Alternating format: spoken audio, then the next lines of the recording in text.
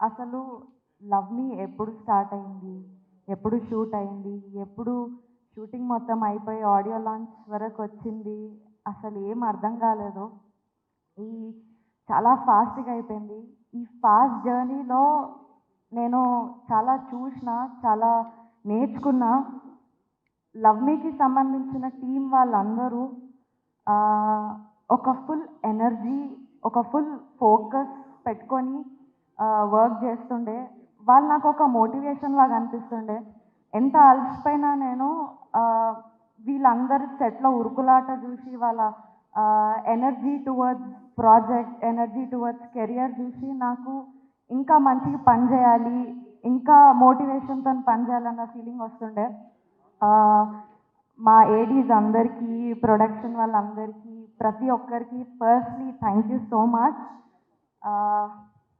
First ఇది after కొన్ని రోజుల తర్వాత ఆడియో లాంచ్ చేస్తున్నారు కదా!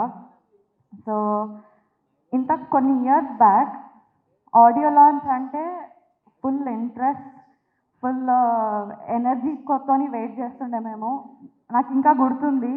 నేను, మా మమ్మీ ఆహ్, ఏదో ఆడియో లాంచ్ అయితే దాని పాసెస్ పట్టుకొని అక్కడ బయట క్రౌడ్‌లో ఎక్కడో నిల్చొని ఫుల్ వెయిట్ చేస్తుండే. సినిమా వాళ్ళు కనిపిస్తే సినిమా వాళ్ళని చూద్దాము, వీళ్ళేం చేస్తున్నారు, ఒక ఫోటో దిగుదాము అన్న స్పేస్‌లో మేము ఉంటుండే.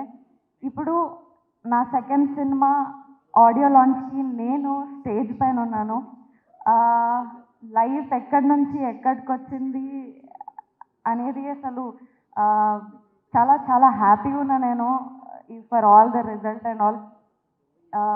ఇంకా సెకండ్ ఫిలింకి ఇంత పెద్ద టెక్నీషియన్స్, పెద్ద మనుషులతోని నేను పనిచేసినండే. Keeravani sir, PC sir, Dil Raju sir, Sirish sir. నేనేమనుకుంటున్నా అంటే వీళ్ళందరిది వేరే లోకం.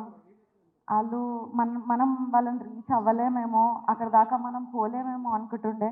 But I'm very grateful, I'm very thankful to PC sir, to Keeravani sir and Raju sir, Sirish sir.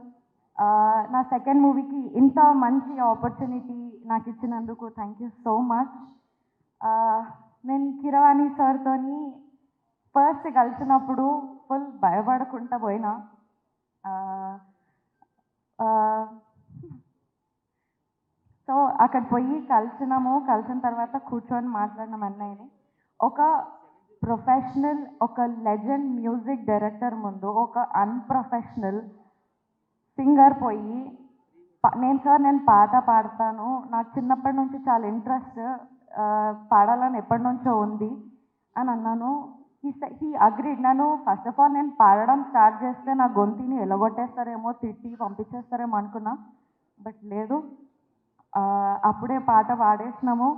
మనకి జనరల్‌గా ఎవరైనా కాంప్లిమెంట్స్ ఇస్తే మనం ఫుల్ ఖుషి అయిపోతాం కదా! అట్లాంటిది మన ఆస్కార్ అవార్డ్ విన్నర్ నాకు ఆ రోజు "నీ వాయిస్ బావుంది పిల్ల, బా పాడుతున్నావు" అని అంటే ఇంక నేను చాలా చాలా హ్యాపీ అయిపోయినా. Sir thank you so much for your motivation. ఆ రోజు నాకు నిజంగా ధైర్యం లేకుండే మీ ముందు కూర్చునేది. బట్ మీరు నాకు ఆ మోటివేషన్ ఇచ్చి నన్ను పుష్ చేసి ఆహ్, పాట పాడించినారు. అప్పుడెప్పుడో నేను చిన్నగున్నప్పుడు అయ్యప్ప పూజలు అవుతుంటాయి కదా! అందులో దేవుడు పాటలు పాడేదాన్ని. అట్లాంటిది ఇప్పుడు నా సెకండ్ సినిమాకి, నా సినిమాకి మీతోని పాట పాడే ఛాన్స్ వచ్చింది. Thank you so much sir. Thank you. PC sir thank you so much. జనరల్‌గా పీసీ సార్ ఒకరికి ఫ్రేమ్ పెడితే వాళ్ళు ఫుల్ అదృష్టం చేసుకున్నారని అంటారు. అట్లాంటిది పీసీ సార్ మా మొత్తం సినిమా చేసినారు. అంటే మా టీమ్ మొత్తం చాలా చాలా అదృష్టం చేసుకున్నారు. Sir we are very very happy to have you sir. Thank you so much. సినిమాలో ఒక బ్యూటిఫుల్ యాంబియన్స్ క్రియేట్ చేసినారు. ఒక బ్యూటిఫుల్ విజువల్స్‌ని మీరు చూడొచ్చు సినిమాలో. And so thank you. Thank you Naga గారు, థ్యాంక్ యూ అరుణ్ గారు, థ్యాంక్ యూ సో మచ్. నేను మీ ఇద్దరి గురించి స్పెషల్‌గా మన తర్వాత మాట్లాడతా. ఆహ్, ఆహ్, Hanshitha ma'am, Harshith sir thank you so much. And ఇక్కడికొచ్చి పాడిన ప్రతి ఒక్క సింగర్‌కి, ఇంకా మెయిన్ మా చంద్రబోస్ గారికి ఇంత మంచి లిరిక్స్, ఇంత డెప్త్ ఉన్న లిరిక్స్ రాసినందుకు thank you so much. April 25th మా సినిమా థియేటర్స్లోకి వస్తుంది. ఒక డిఫరెంట్ లవ్ స్టోరీ. ఇప్పటిదాకా ఇట్లా ఎవరైనా లవ్ చేసినారా, ఇట్లా చెయ్యొచ్చా అనే థాట్ మాకు వచ్చినుండే.